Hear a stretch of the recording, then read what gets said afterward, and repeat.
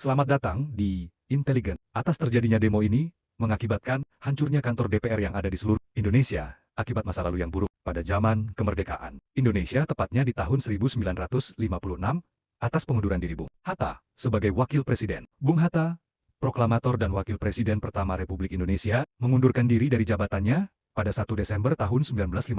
Pengunduran diri ini merupakan peristiwa penting yang menandai berakhirnya Dwi Tunggal Soekarno-Hatta yang telah memimpin bangsa sejak proklamasi kemerdekaan. Sejak awal, ada perbedaan pandangan antara Soekarno dan Hatta.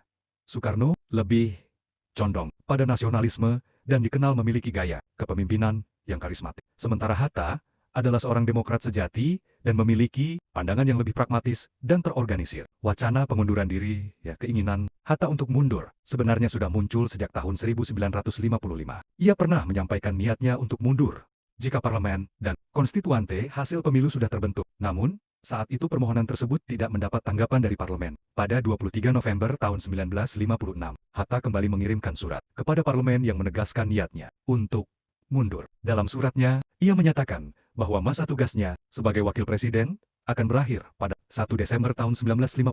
Ketegangan dan perbedaan pendapat antara keduanya semakin memburuk. Hatta merasa perannya sebagai wakil presiden tidak lagi sejalan dengan arah pemerintahan yang dipimpin Soekarno dalam sistem pemerintahan parlementer yang berlaku saat itu. Peran presiden sebagai kepala negara dibatasi. Namun, Soekarno dinilai kerap mengintervensi urusan pemerintahan, hal yang bertentangan dengan prinsip konstitusional Hatta. Bung Hatta juga menentang beberapa kebijakan yang dianggapnya merugikan negara, seperti masalah lisensi istimewa dalam kabinet Ali Sastro Amijojo yang dinilainya memboroskan keuangan negara. Perbedaan pendapat tidak hanya terjadi pada isu kenegaraan, tetapi juga masalah pribadi.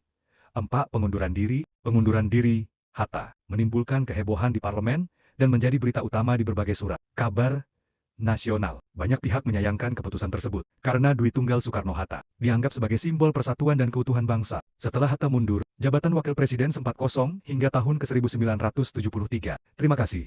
Jangan lupa like and comment di bawah.